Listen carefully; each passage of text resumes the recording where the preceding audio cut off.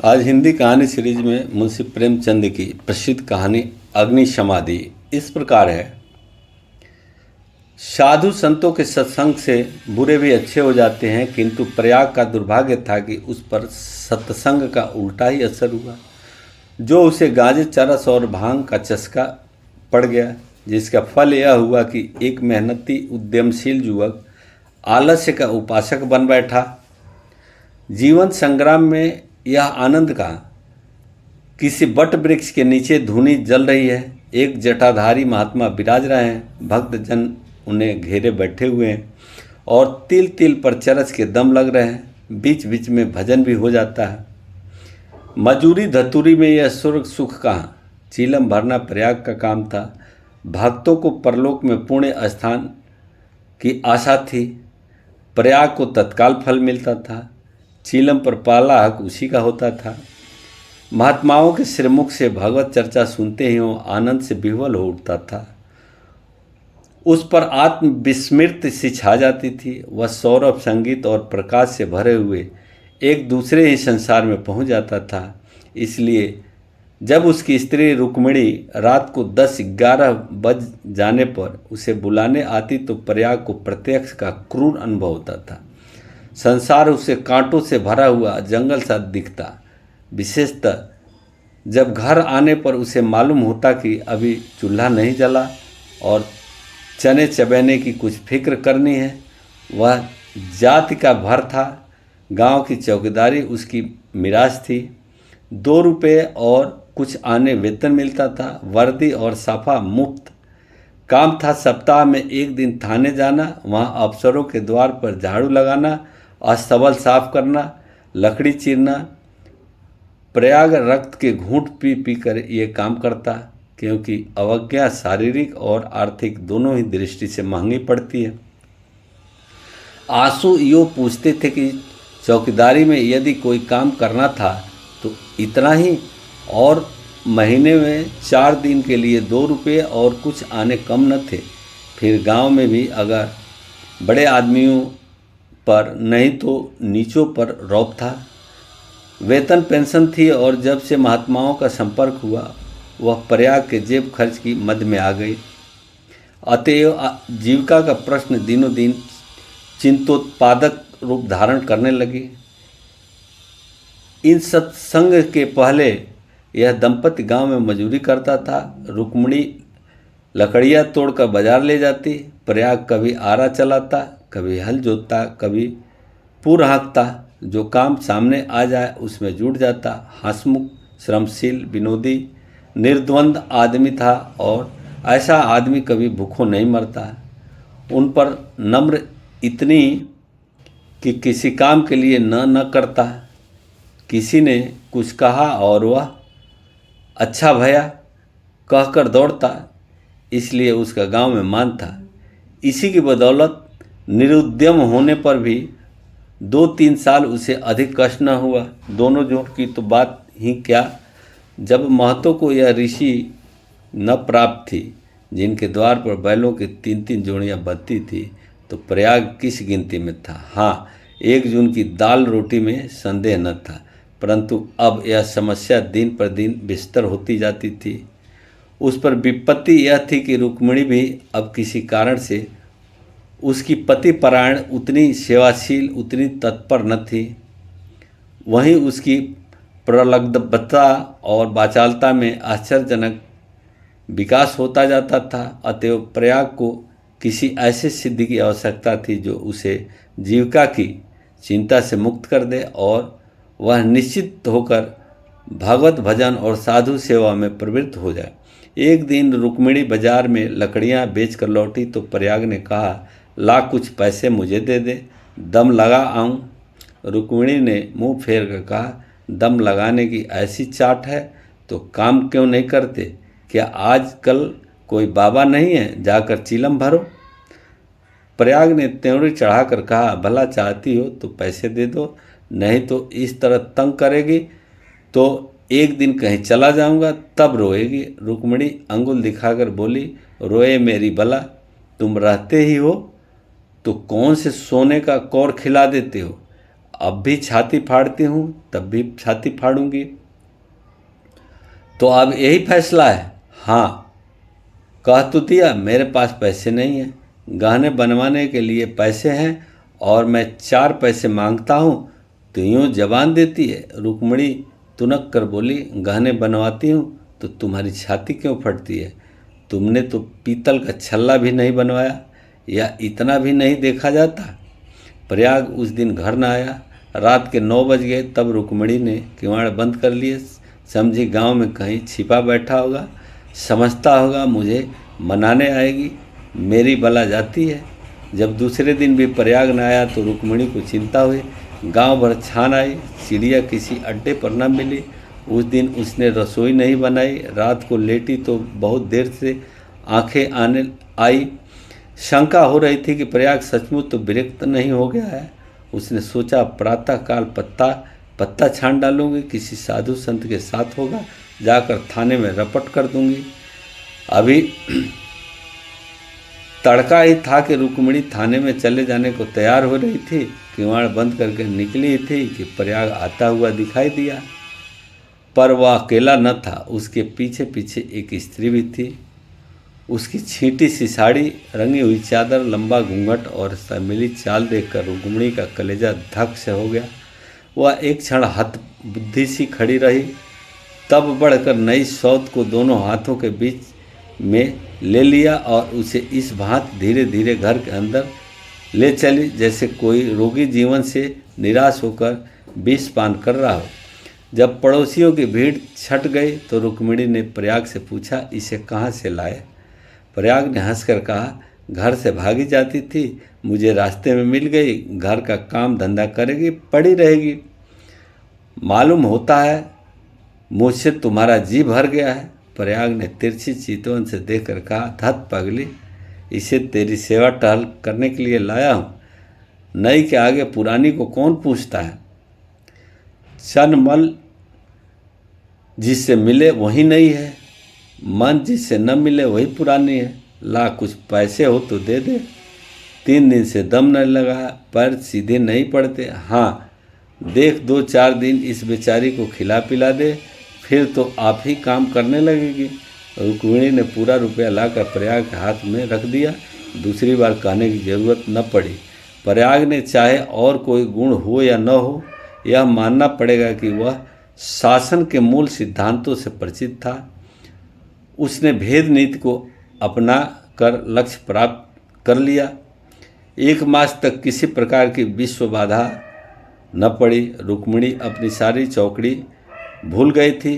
बड़े तड़के उठती, कभी लकड़ियाँ तोड़कर, कभी चारा काटकर, कभी उपले पात कर बाजार ले जाती। वहाँ जो कुछ मिलता उसका आधा तो प्रयाग के हत्थे चढ़ जाता, आधे में घर का काम चलता।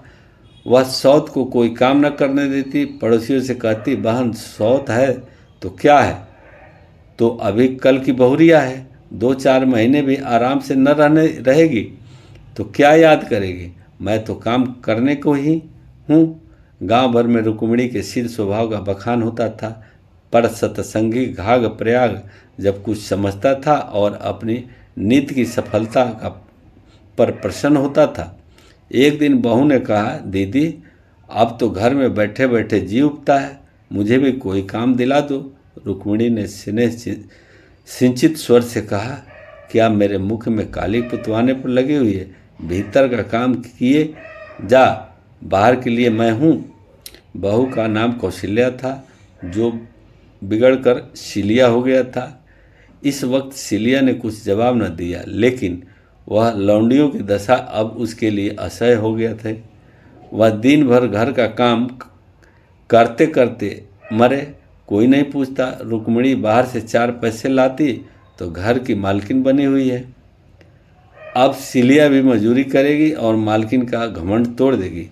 प्रयाग पैसों का यार है, यह बात उससे अब न छिपी थी। जब रुक्मिणी चारा लेकर बाजार चली गई तो उसने घर की चटकनी लगाई और गांव का रंग ढंग देखने के लिए निकल पड़ी। गांव में ब्राह्मण ठाकुर कायस्थ बनिए सभी थे। सिलिया के शील और संकोच का कुछ ऐसा स्वांग रचा कि सभी स्त्रियां उस पर मुग्ध हो गई। किसी ने चावल दिया, किसी ने दाल, किसी ने कुछ। नई बहू की आवभगत कौन न करता। पहले ही दौर में सिलिया को मालूम हो गया कि गांव में पिंसहारी का स्थान खाली है और वह इस काम को पूरी कर सकती है। वह यहाँ से घर लौटी और उसके सिर पर गेहूं से भरी हुई टोकरी थी। प्रयाग ने पहर रात ही से चक्की की आवाज़ सुनी तो रुक्मिणी से बोला, आज तो सिलिया अभी से पीसने लगी। रुक्मिणी बाजार से आटा लाई थी। अनाज और आटे के भाव में विशेष अंतर न था। उसे आश्चर्य हुआ कि सिलिया इतने सवेरे क्या पीस रही है। उधर कोठरी में आई तो देखा कि सिलिया अंधेरे में बैठी कुछ पीस रही है। उसने जाकर उसका हाथ पकड़ लिया और टोकरी को उठाकर बोली, तुझसे किसने पीसने को कहा? किसका अनाज पीस रही है? सिलिया ने निशंस होकर कहा, तुम जाकर आराम से सोती क्यों नहीं? मैं पीसती हूँ तो तुम्हारा क्या बिगड़ जाता है? चक्की की घूमर और झूमर भी नहीं सही जाती। लाओ टोकरी दे दो, बैठे बैठे कब तक खाऊंगी? 2 महीने तो हो गए, मैंने तो तुझसे कुछ नहीं कहा। तुम कहो चाहे न कहो, अपना धर्म भी तो कुछ है। तू अभी यहाँ से आदमियों को नहीं जानती। आटा तो पिसाते सबको अच्छा लगता है, पैसे देते रोते हैं किसका गेहूँ है। मैं सवेरे उसके सिर पर पटक आऊँगी। सिलिया ने रुक्मिणी के हाथ से टोकरी छीन ली और बोली, पैसे क्यों न देंगे? कुछ बेगार करती हूँ, तू न मानेगी। तुम्हारी लौंडी बनकर न रहूँगी। यह तुनक कर सुनकर प्रयाग भी आ पहुँचा और रुक्मिणी से बोला, काम करती है तो करने क्यों नहीं देती? अब क्या जन्म भर बहुरिया ही बनी रहेगी? हो गए 2 महीने, तुम क्या जानो, नाक तो मेरी कटेगी। सिलिया बोल उठी, तो क्या कोई बैठे बैठे खिलाता है? चौका बर्तन झाड़ू बुहार रोटी पानी पीसना कूटना यह कौन करता है? पानी खींचते खींचते मेरे हाथ में गड्ढे पड़ गए थे, मुझसे अब सारा काम न होगा। प्रयाग ने कहा, तो तू ही बाजार जाया कर, घर का काम रहने दे, रुक्मिणी कर लेगी। रुक्मिणी ने आपत्ति की, ऐसी बात मुंह से निकालते लाज नहीं आती? 3 दिन की बहुरिया बाजार में घूमेगी तो संसार क्या कहेगा? सिलिया ने आग्रह करके कहा, संसार क्या कहेगा? क्या कोई ऐब करने जाती हूँ? सिलिया की ही हो गई। आधिपत्य रुक्मिणी के हाथ से निकल गया। सिलिया की अमलदारी को गई। जवान औरत थी, गेहूँ पीस कर उठी तो औरों के साथ घास छीलने चली गई और इतनी घास छीली कि सब दंग रह गए। गट्ठा उठा न उठता। जिस पुरुषों को घास छीलने का बड़ा अभ्यास था उनसे भी उसने बाजी मार ली। यह गट्ठा 12 आने का बिका। सिलिया ने आटा चावल दाल तेल नमक तरकारी मसाला सब कुछ लिया और 4 आने बचा भी लिए। रुक्मिणी ने समझ रखा था कि सिलिया बाजार में 2-4 आने पैसे लेकर लौटेगी तो उसे डांटूंगी और दूसरे दिन से फिर बाजार जाने लगूंगी, फिर मेरा राज हो जाएगा। पर यह सामान देखा तो आंखें खुली की खुली रह गई। प्रयाग खाने बैठा था, मसालेदार तरकारी का बखान करने लगा। महीनों से ऐसी स्वादिष्ट वस्तु मैसर न हुई थी। बहुत प्रसन्न हुआ। भोजन करके यह बाहर जाने लगा तो सिलिया बरोठे में खड़ी मिल गई। बोला, आज कितने पैसे मिले थे? 12 आने मिले थे, सब खर्च कर डाले, कुछ बचे हो तो मुझे दे दो। सिलिया ने बचे हुए 4 आने पैसे दे दिए। प्रयाग पैसे खन बजाता हुआ बोला, तूने तो आज मालामाल कर दिया है। रुक्मिणी तो 2-4 पैसे में ही टाल देती थी। मुझे गाड़ कर रखना थोड़े ही है। पैसे खाने पीने के लिए है, गाड़ने के लिए नहीं। अब तू ही बाजार जाया कर, रुक्मिणी घर का काम करेगी। रुक्मिणी और सिलिया में संग्राम छिड़ गया। सिलिया प्रयाग पर अपना आधिपत्य जमाए रखने के लिए जान तोड़कर परिश्रम करती, पर पहर रात ही से ही उसकी चक्की की आवाज़ें कानों में आने लगती। दिन निकलते ही लौट कर भी वह बेकार न बैठती, कभी सन काटती कभी लकड़ियाँ तोड़ती, लेकिन रुक्मिणी उसके प्रारब्ध में बराबर ऐब निकालती और जब अवसर मिलता तो गोबर को बटोरकर उपले पाती और गांव में बेचती। प्रयाग के दोनों हाथों में लड्डू थे। स्त्रियां उसे अधिक से अधिक पैसे देने और स्नेह का अधिकांश देकर अपने अधिकार में लाने का प्रयत्न करती, पर सिलिया ने कुछ ऐसी दृढ़ता से आसन जमा लिया कि किसी तरह हिलाए न हिलती थी। यहाँ तक कि एक दिन दोनों प्रतियोगियों में खुल्लम खुल्ला ठन गई। एक दिन सिलिया घास लेकर लौटी तो पसीने में तर थी। फागुन का महीना था, धूप तेज थी। उसने सोचा नहाकर तब बाजार जाऊंगी। घास द्वार पर रखकर तालाब में नहाने चली गई। रुक्मिणी ने थोड़ी ही सी घास निकालकर पड़ोसिन के घर में छिपा दी और गट्ठर को ढीला करके बराबर कर दिया। सिलिया नहाकर लौटी तो घास कम मालूम हुई। रुक्मिणी से पूछा। उसने कहा, मैं नहीं जानती। सिलिया ने गाली देनी शुरू की। जिसने मेरी घास छुई हो उसकी देह में कीड़े पड़े, उसके बाप और भाई मर जाएं, उसकी आंखें फूट जाए। रुक्मिणी कुछ देर तक तो जब्त बैठी रही। आखिर खून में उबाल आ ही गया। झल्ला कर उठी और सिलिया के 2-3 तमाचे लगा दिए। सिलिया छाती पीट पीट कर रोने लगी। सारा मोहल्ला जमा हो गया। सिलिया की सद्बुद्धि और कार्यशीलता सभी की आंखों में खटकती थी। वह सबसे अधिक घास क्यों छीलती है, सबसे ज़्यादा लकड़ियाँ क्यों लाती है, इतनी सवेरे क्यों उठती, इतने पैसे क्यों लाती, इन कारणों से उसे पड़ोसियों की सहानुभूति से वंचित कर दिया था। तब उसी को बुरा भला कहने लगी। मुट्ठी पर घास के लिए इतना बवाल मचा डाला, इतनी घास तो आदमी झाड़ कर फेंक देता है। घास न हुई सोना हुआ। तुझे तो सोचना चाहिए था कि अगर किसी ने ले ही लिया तो गांव घर का ही तो होगा, बाहर का कोई चोर तो आया नहीं। तूने इतनी गालियां दी तो किसको दी? पड़ोसियों को ही तो दी। संजोग से उस दिन प्रयाग थाने गया हुआ था।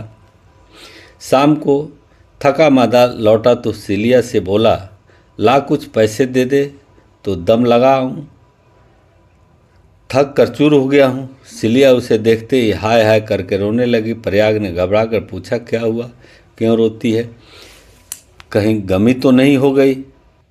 नैहर से कोई आदमी तो नहीं आया? अब इस घर मेरा रहना न होगा, अपने घर जाऊंगी। अरे कुछ मुंह से तो बोल, क्या हुआ? गांव में किसी ने गाली दी? किसने गाली दी? घर फूंक दूं, उसका चालान करवा दूं? सिलिया ने रोकर सारी कथा कह सुनाई। प्रयाग पर थाने में खूब मार पड़ी थी, झल्लाया हुआ था। वह कथा सुनी तो देह में आग लग गई। रुक्मिणी पानी भरने गई थी। वह अभी घड़ा भी न रख पाई थी कि प्रयाग उस पर टूट पड़ा और मारते मारते बेदम कर दिया। वह मार का जवाब गालियों से देती थी और प्रयाग हर एक गाली पर और झल्ला झल्ला कर मारता था। यहाँ तक कि रुक्मिणी के घुटने फूट गए, चूड़ियाँ टूट गई। सिलिया बीच बीच में कहती जाती थी, वाह रे तेरा दीदा, वाह रे तेरी जबान, ऐसी तो औरत ही नहीं देखी। औरत काहे को, डायन है, जरा भी मुंह में लगाम नहीं। किंतु रुक्मिणी उसकी बातों को मानो सुनती ही न थी। उसकी सारी शक्ति प्रयाग को कोसने में लगी हुई थी। तू मर जा, तेरी मिट्टी जिले, तुझे भवानी खाए, तुझे मिर्गी आए। प्रयाग रह रह कर क्रोध से तिलमिला उठा और आकर 2-4 लाते जमा देता, पर रुक्मिणी को जब शायद चोट ही न लगती थी। वह जगह से हिलती न थी। सिर का बाल खोले जमीन पर बैठी इन्हीं मंत्रों का पाठ कर रही थी। उसके स्वर में अब क्रोध न था, केवल एक उन्मादमय प्रवाह था। उसकी समस्त आत्मा हिंसा कामना की अग्नि से प्रज्वलित हो रही थी। अंधेरा हुआ तो रुक्मिणी उठकर एक ओर निकल गई, जैसे आंखों से आंसू की धार निकल जाती है। सिलिया भोजन बना रही थी। उसने उसे जाते देखा भी, पर कुछ पूछा नहीं। द्वार पर प्रयाग बैठा चिलम पी रहा था। उसने भी कुछ न कहा। जब फसल पकने लगती तो 1.5-2 महीने तक प्रयाग को हार की देखभाल करनी पड़ती थी। उसे किसानों से दोनों फसलों पर हाल पीछे कुछ अनाज बंधा हुआ था। माघ ही में वह हार के बीच में थोड़ी सी जमीन साफ करके एक मड़ैया डाल लेता था और रात को खा पीकर आग, चीलम और तंबाकू चरस लिए हुए इसी मड़ैया में जाकर पड़ा रहता। चैत के अंत तक उसका यही नियम रहता था। आजकल वही दिन थे। फसल पकी हुई तैयार खड़ी थी। 2-4 दिन में कटाई शुरू होने वाली थी। प्रयाग ने 10 बजे रात तक रुक्मिणी की राह देखी। फिर समझ कर कि शायद किसी पड़ोसी के घर में सो रही होगी, उसने खा पी कर अपनी लाठी उठाई और सिलिया से बोला, किवाड़ बंद कर ले, अगर रुक्मिणी आए तो खोल देना और मना सुनाकर थोड़ा बहुत खिला देना। तेरे पीछे आज इतना तूफान हो गया, मुझे न जाने इतना गुस्सा कैसे आ गया। मैंने उसे कभी फूल की छड़ी से भी न छुआ था। कहीं बूढ़ धंस न मरी हो तो कल क्या आफत आ जाए। सिलिया बोली, न जाने वह आएगी कि नहीं, मैं अकेली कैसे रहूँगी, मुझे डर लगता है। तो घर में कौन रहेगा? सूना घर पाकर कोई लोटा थाली उठा ले जाए तो डर किस बात का है? फिर रुक्मिणी तो आती ही होगी। सिलिया ने अंदर से किवाड़ बंद कर ली। प्रयाग हार की ओर चला। चरस की तरंग में वह भजन गाता जाता था। ठगनी क्या नैना झमकावे, कद्दू काट मुदंग बनावे, नींबू काट मजीरा, 5 तरोई मंगल गावे, नाचे बालम खीरा, रूपा पीहर के रूप दिखावे, सोना पहिन रिझावे, गले डाल तुलसी की माला, 3 लोक भरमावे ठगनी। सहसा सिवाने पर पहुँचते ही उसने देखा कि सामने हार में किसी ने आग जलाई। एक क्षण में ज्वाला सी दहक उठी। उसने चिल्लाकर पुकारा, कौन है वहाँ? अरे यह कौन आग जलाता है? ऊपर उठी हुई ज्वालाओं ने उसकी अग्नि जीवा से उत्तर दिया। अब प्रयाग को मालूम हुआ कि उसकी मड़ैया में आग लगी हुई है। उसकी छाती धड़कने लगी। इस मड़ैया में आग लगाना रुई की ढेर में आग लगाने जैसा था। हवा चल रही थी। मड़ैया के चारों ओर एक हाथ हटकर पकी हुई फसल की चादर सी बिछी हुई थी। रात में भी उनका सुनहरा रंग झलक रहा था। आग की एक लपट, केवल एक जरा सी चिंगारी सारे हार को भस्म कर देगी। सारा गांव तबाह हो जाएगा। इसी हार से मिले हुए दूसरे गांव के भी हार थे, वे भी जल उठेंगे। ओह, लपटें बढ़ती जा रही है। अब विलंब करने का समय न था। प्रयाग ने अपना उपला और चीलम वहीं पटक दिया और कंधे पर लोहबंद था रख करके बेतहाशा मड़ैया की तरफ दौड़ा। मेड़ों से जाने में चक्कर था, इसलिए वह खेतों से होकर भागा जा रहा था। प्रति क्षण ज्वाला प्रचंड होती जाती थी और प्रयाग के पांव और तेजी से उठ रहे थे। कोई तेज घोड़ा भी इस वक्त उसे पा न सकता था। अपनी तेजी पर उसे स्वयं आश्चर्य हो रहा था। जान पड़ता था पांव भूमि पर पड़ते ही नहीं। उसकी आंखें मड़ैया पर लगी हुई थी, दाहिने बाएं से, और कुछ न सूझता। इसी एकाग्रता ने उसके पैर में पर लगा दिए थे। न दम फूलता न पांव थकते। 3-4 फरलांग उसने 2 मिनट में तय कर लिए और मड़ैया के पास जा पहुंचा। मड़ैया के आसपास कोई नहीं था। किसने यह कर्म किया, यह सोचने का मौका न था। उसे खोजने की बात ही थी और प्रयाग का संदेह रुक्मिणी पर हुआ, पर यह क्रोध का समय न था। ज्वाला कुचाली बालकों की भात ठट्ठा मारती, धक्कम धक्का करती, कभी दाहिनी ओर लपकती और कभी बाईं तरफ। बस ऐसा मालूम होता था कि लपट अब खेत तक पहुंची। मानो ज्वालाएं आग्रहपूर्वक क्यारियों की ओर बढ़ी और असफल होकर दूसरी बार फिर दूने वेग से लपकती थी। आग कैसे बुझे, लाठी से पीटकर बुझाने का गौ न था। वह तो निरी मूर्खता थी। फिर क्या हो, फसल जल गई तो फिर किसी को मुंह न दिखा सकेगा। आह, गांव में कोहराम मच जाएगा, सर्वनाश हो जाएगा। उसने ज़्यादा नहीं सोचा। गंवारों को सोचना नहीं आता। प्रयाग ने लाठी संभाली और जोर से एक छलांग मारकर आग के अंदर मड़ैया के द्वार पर जा पहुंचा।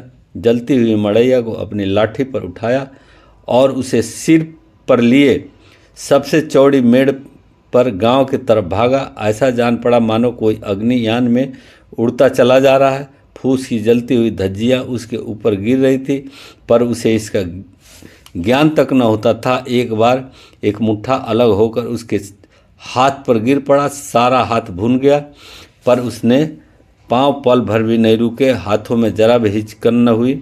हाथों का हिलाना खेती का तबाह होना था।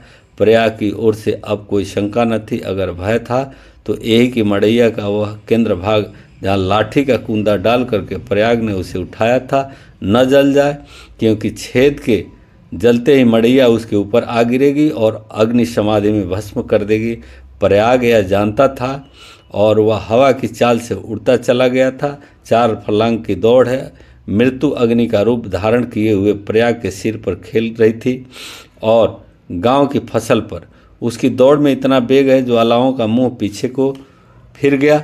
उसकी दाहक शक्ति का अधिकांश वायु से लड़ने में लग रहा है, नहीं तो अब तक बीच में आग पहुंच गई होती और हाहाकार मच गया होता। 1 फर्लांग तो निकल गया। प्रयाग की हिम्मत ने हार नहीं मानी और दूसरा फर्लांग भी पूरा हो गया। देखना, प्रयाग 2 फर्लांग की ओर कसर है। पांव जरा भी सुस्त न हो। ज्वाला लाठी के कुंदे पर पहुंची और तुम्हारे जीवन का अंत है। मरने के बाद भी तुम्हें गालियां मिलेगी। तुम अनंत काल तक आहो की आग में जलते रहोगे। बस 1 मिनट और, अब केवल 2 खेत और रह गए हैं। सर्वनाश, लाठी का कुंदा निकल गया। मड़ैया नीचे खिसक रही है। अब कोई आशा नहीं। प्राण छोड़कर दौड़ रहा है। वह किनारे का खेत आ पहुंचा। अब केवल 2 सेकंड का और मामला है। विजय का हार सामने 20 हाथ पर खड़ा स्वागत कर रहा है। उधर स्वर्ग है, इधर नरक। मगर वह मड़ैया खिसकती हुई प्रयाग के सिर पर आ पहुंची। वह अब भी उसे फेंक कर अपनी जान बचा सकता था, पर उसे प्राणों का मोह नहीं। वह उस जलती हुई आग को सिर पर लिए भागा जा रहा है। वहाँ उसके पांव लड़खड़ाए। अब वह क्रूर अग्नि लीला नहीं देखी जाती। एकाएक स्त्री सामने के वृक्ष के नीचे से दौड़ती हुई प्रयाग के पास पहुंची। यह रुक्मिणी थी। उसने तुरंत प्रयाग के सामने आकर गर्दन झुकाई और जलती हुई मड़ैया के नीचे पहुंचकर उसे दोनों हाथों पर ले लिया। उसी दम प्रयाग मूर्छित होकर गिर पड़ा। उसका सारा मुंह झुलस गया। रुक्मिणी उसके अलाव को लिए 1 सेकंड में खेत के डांडे पर आ पहुंची, मगर इतनी दूरी में उसके हाथ जल गए, मुंह जल गया और कपड़ों में आग लग गए। उसे अब इतनी सूध भी न थी कि मड़ैया के बाहर निकल आए। वह मड़ैया को लिए हुए गिर पड़ी। इसके बाद कुछ देर तक मड़ैया हिलती रही। रुक्मिणी हाथ पांव फेंकती रही। फिर अग्नि ने उसे निगल लिया। रुक्मिणी ने अग्नि समाधि ले ली। कुछ देर बाद प्रयाग को होश आया। सारी देह जल रही थी। उसने देखा वृक्ष के नीचे फूस की लाल आग चमक रही है। उठकर दौड़ा और पैर से आग को हटा दिया। नीचे रुक्मिणी की अधजली लाश पड़ी हुई थी। उसने बैठकर दोनों हाथों से मुंह ढांप लिया और रोने लगा। प्रातःकाल गांव के लोग प्रयाग को उठाकर उसके घर ले गए। 1 सप्ताह तक उसका इलाज होता रहा, पर बचा नहीं। कुछ तो आग ने जलाया, जो कुछ कचर थी वह शोकाग्नि ने पूरा कर दी। इस प्रकार ये कहानी समाप्त हुई। अच्छा लगे तो लाइक कीजिए, सब्सक्राइब कीजिए, शेयर